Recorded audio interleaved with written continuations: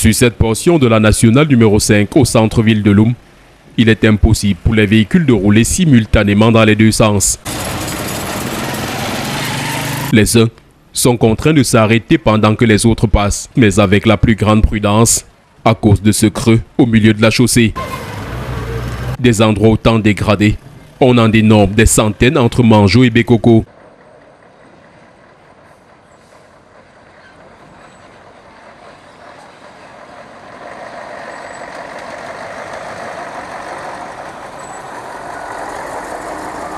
Ces routes sont de véritables tueuses pour les véhicules.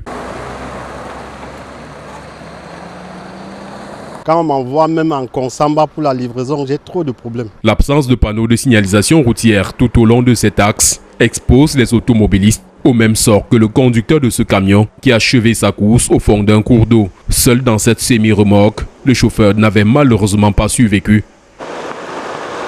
Les riverains de l'axe Manjo-Bekoko sont régulièrement témoins des accidents de la circulation consécutifs à la recherche par les usagers d'un passage entre ces nids de poules. Pour le moment, quand vous constatez l'état de la route, c'est trop.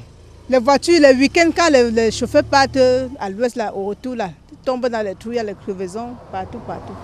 Et il y a trop d'accidents sur la route. Nous qui sommes aux environs, nous faisons le marché, là, on a même peur. Nous ne restons même plus à côté de la route parce qu'on a peur des accidents. Nos camions d'ici là, eux-mêmes, ils ne respectent pas la route. Si le Ndjongo est déjà derrière toi, tu comprends parfois toi-même le Ben Skinner, ou toi qui as la petite voiture, tu te retrouves en brousse.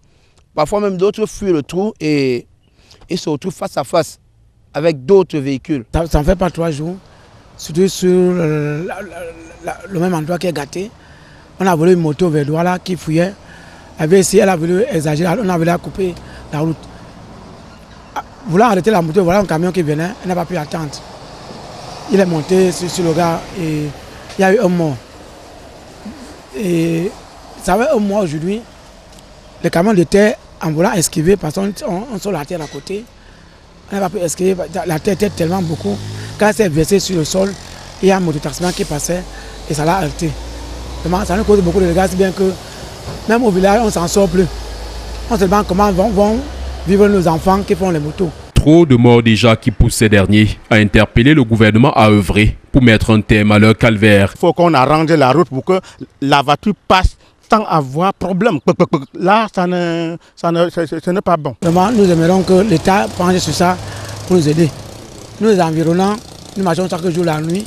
Il y a trop d'accidents. La route est tellement mauvaise, si vraiment le gouvernement pouvait voir ça. Une énième interpellation qu'ils espèrent qu'elle ne tombera pas une nouvelle fois dans des oreilles de sourds. Malgré la beauté du paysage entre Manjo et Bekoko, les nombreux nids de poules sur cet axe transforment malheureusement les voyages en véritables cauchemars.